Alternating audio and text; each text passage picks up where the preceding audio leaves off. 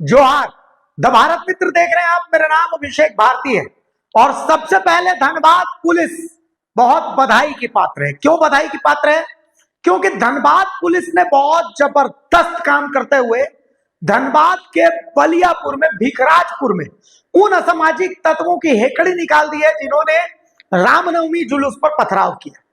उनकी परेड करवाई गई है। सबसे पहले इस तस्वीर को देखिए। ये तमाम वो लोग हैं जिनकी परेड करवाई जा रही है। इनको पत्थरबाजी का बहुत शौक था। अब जिंदगी में ये पत्थर ढेला उठाने से पहले 5 बार सोचेंगे।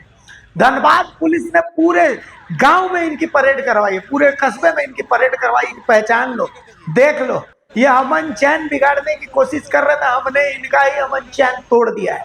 तो सबसे पहले इसके लिए धनबाद पुलिस बधाई की पात्र है। ये तस्वीर आपके सामने है। चलिए, ये आपने देख लिया। अब पूरा मसला आपको मैं बता देता हूं। सबसे पहले ये देख लीजिए, ये FIR है।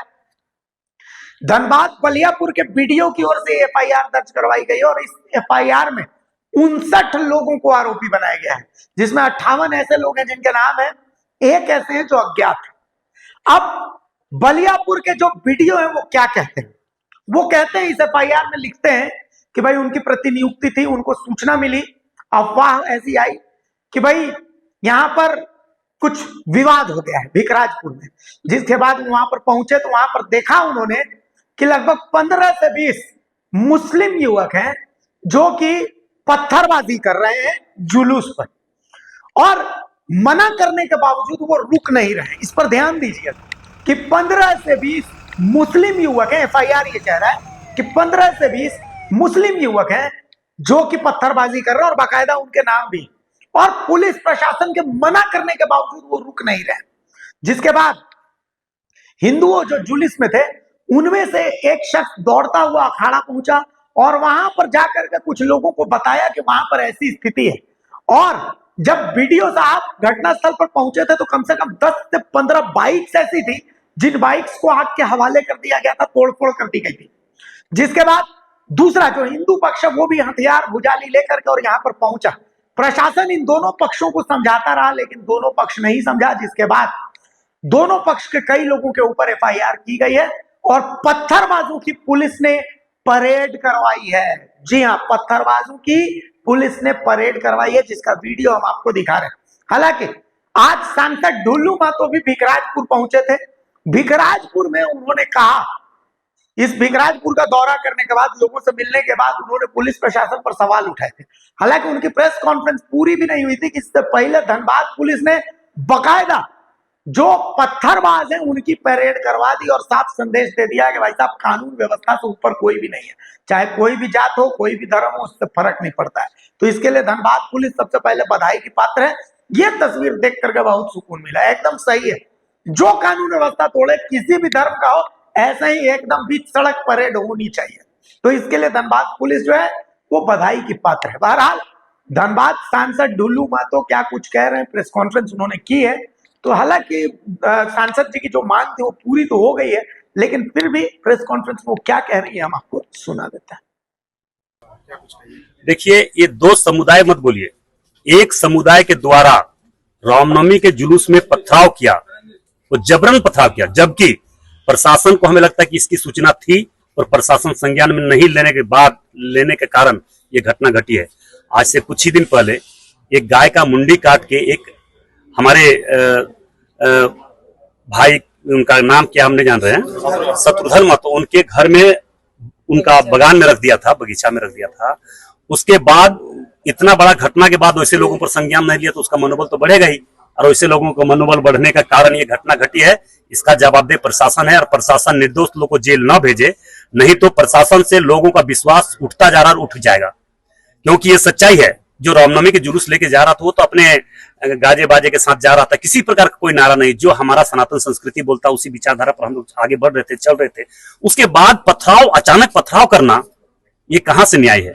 उसके बाद भी कुछ लोगों को, हमारे लोगों को पकड़ के रखा है। प्रशासन आश्वासन दिया कि हम उनको, निर्दोष लोग को नहीं भेजेंगे। तो हमारे लोग तो सारे निर्दोष हैं, क्योंकि ये तो अपने जुलूस में जा रहे थे, ये तो पत्थर लेके जा नहीं रहे थे।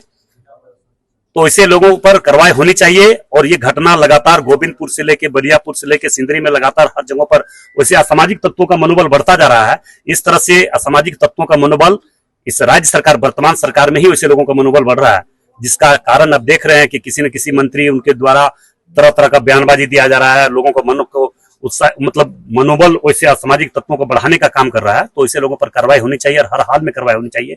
अन्यथा आज पूरे झारखंड प्रदेश के सनातन संस्कृति मानने वाले, हमारे हिंदू धर्म मानने वाले लोग बहुत दुखी है, बहुत दुख महसूस कर रहा है कि वर्तमान समय में सरकार किसी न किसी प्रकार से, हमारे हिंदू सनातन लोग भी आज वोट दिए हैं झारखंड मुक्ति मोर्चा कांग्रेस के, वैसे लोगों को भी मन में ठेस पहुंच रहा है।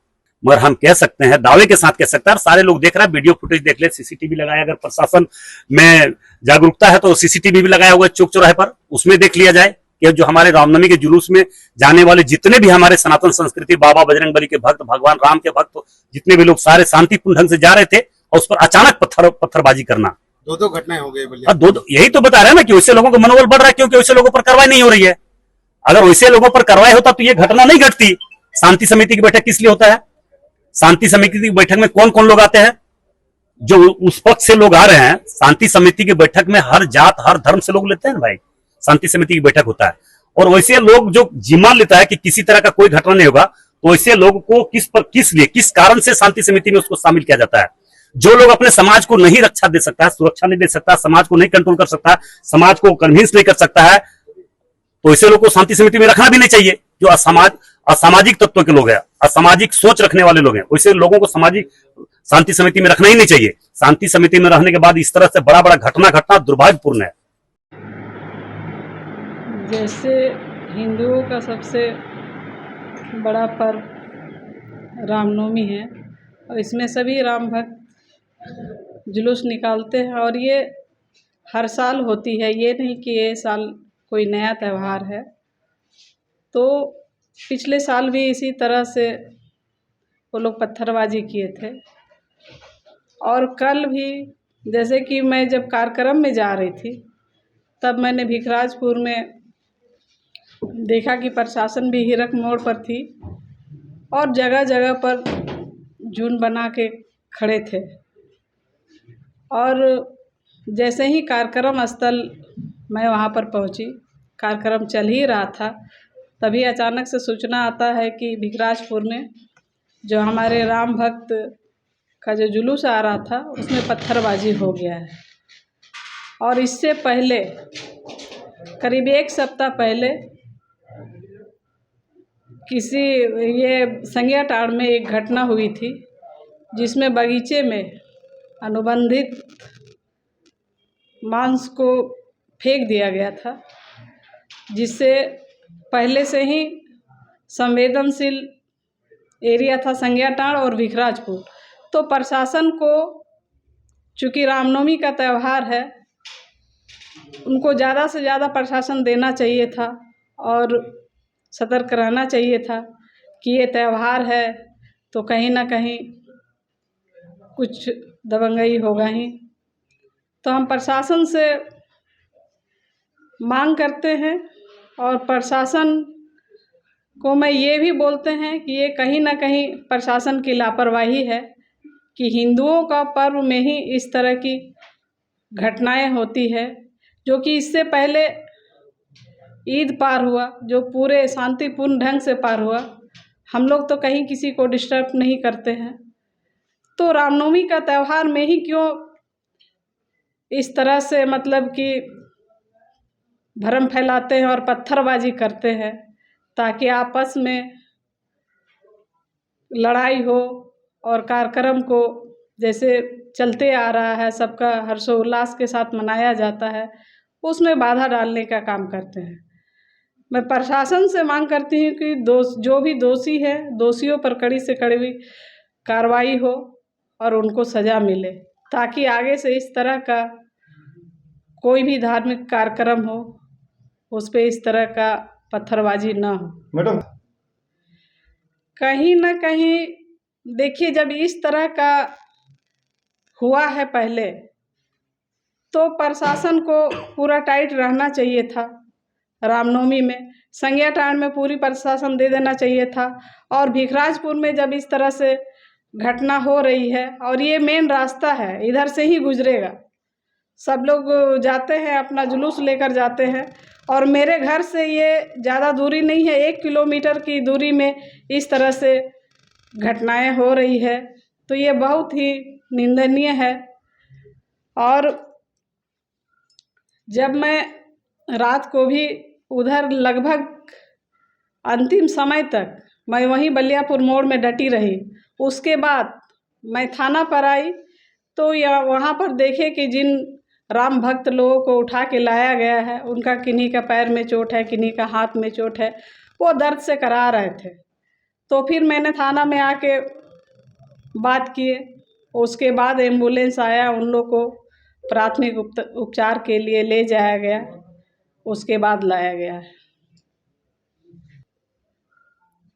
में देखिए, जब माहौल पूरा तरह से ये हो गया, एक दूसरे पर लड़ाई में उतारू हो गए, तब प्रशासन, सभी जिला प्रशासन आए और वहाँ लाठीचार्ज हुआ। लाठीचार्ज होने के बाद इन लोगों को उठाकर थाना लाया गया, जो कि अभी तक थाने में है। तो हम मांग करते हैं कि निर्दोष जितने भी हैं सभी को थाने से ही छोड़ा जाए, और जो दोषी है, जो पत्थरबाजी किए हुए हैं, उन पे कड़ी से कड़ी कार्रवाई हो। अभी वर्तमान में माहौल का विधि क्या है? अभी तो चूँकि थोड़ी देर पहले मैं गई थी थाना परिसर में, तो अभी प्रशासन को दे दिया गया है। यही अगर समय रहते वहाँ पर कल से तैनात किया गया होता, प्रशासन रहती, तो ये घटना नहीं होती। नहीं, इसमें तो हम आप लोगों से यही कहेंगे कि अज्ञात उन लोगों को मत कहिए, क्योंकि वो लोग अज्ञात नहीं है, वो सब विशेष लोग हैं और ये प्रशासन को मालूम है।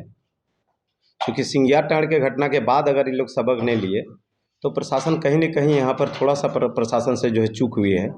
और मैं ये मानता हूँ कि जब ये लोग प्री प्लान वे में ये जो है घटना को अंजाम देने के लिए लोग उतारू थे, तो उसमें आप देख सकते हैं कि अगर प्री प्लान नहीं रहता तो क्या इतना जो सारा जो पत्थर जो एक जगह इकट्ठा था, लोग इकट्ठा थे पत्थर मारने के लिए, जो अगल बगल के जितना स्थल था उससे पत्थर चल रहा था, तो बिना तैयारी का ये हो सकता है क्या? तो इसका मतलब है कि इन लोगों ने जो तैयारी किया और प्रशासन को जो उनका जो खुफिया विभाग है, वो खुफिया विभाग उनका कहीं ना कहीं तो इसमें जो है फेल रहा। अगर फेल नहीं रहता तो उनको पहले अगर जानकारी हो जाती तो इस घटना को टाला जा सकता था। आखिर कब तक चलेगा? क्यों ऐसा प्रशासन जो है लापरवाही कर रहे हैं? प्रशासन जब जान रही थी कि ऐसा घटना पिछले साल भी हुआ था, पत्थरबाजी हुआ था, तो फिर जो है पुनरावृत्ति जो ये हुआ, इससे आप समझ सकते हैं कि जो प्रशासन इसमें जो है संवेदनशील नहीं था। अगर प्रशासन संवेदनशील होते तो ये घटना को जो है होने से पहले रोका जा सकता था। और जो हिंदू का जो सबसे बड़ा त्यौहार हम लोग जो है जुलूस के रूप में मनाते हैं, रामनवमी, इस रामनवमी में जो है खलल नहीं डालता। रामनवमी को जो है इन लोगों का प्लानिंग ही था कि इस पर्व को इन लोग को जो है हर हाल में जो है इस पर्व में जो खलल डालना है। इस पर्व को जो है इन लोग को जो है जो लोग जो उत्साह जो है उत्साह को तोड़ना है, और इसमें मनोबल तोड़ने की बात है। और दूसरा चीज़ आपको हम बता रहे हैं, अगर कल एक दूसरी घटना भी हुई यहाँ के माननीय विधायक जी को, देखिए एक बात बता देता हूँ, उनको जिस तरह से तत्परता लेनी चाहिए थी उन्होंने नहीं लिया। अगर वो लेते, चूँकि उनके घर आप समझ सकते हैं, उसको उनके घर से मात्र 500-700 मीटर की दूरी पर यह घटना हो रही है, तो एक एक व्यक्ति उनको पहचानते हैं। अगर वो वहाँ पर मुस्तैदी से खड़े रहते और वो एक जिम्मेवार जो है माननीय विधायक के रूप में अगर रहते तो ऐसा घटना संभव ही नहीं था।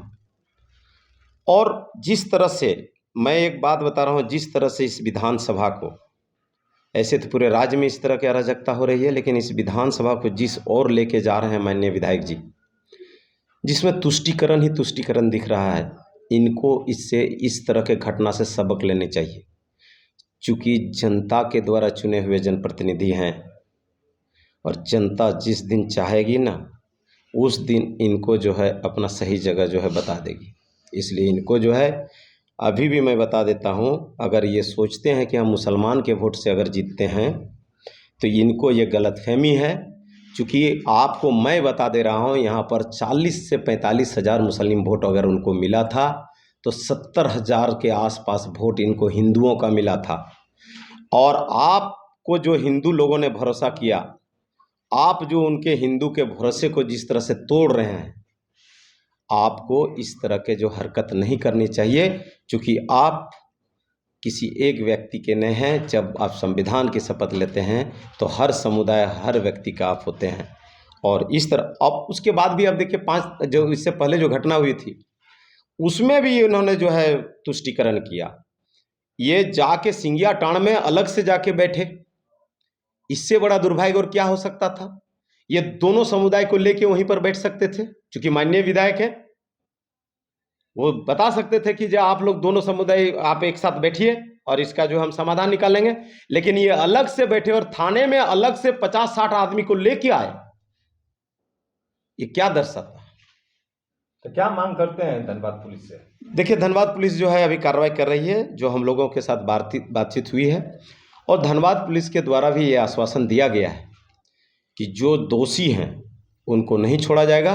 और उनके आश्वासन पर हम लोग भरोसा करते हैं, और हम लोग को ये भरोसा है कि जो उस तरह के जो गलत किस्म के जो लोग हैं, जो असामाजिक तत्व है, उस पर जो है प्रशासन कार्रवाई करेगी, ये हमें पूरा भरोसा है। खुद एसपी साहब यहाँ पे निरीक्षण करने के लिए पहुंचे हुए हाँ, हैं। कर रहे हैं।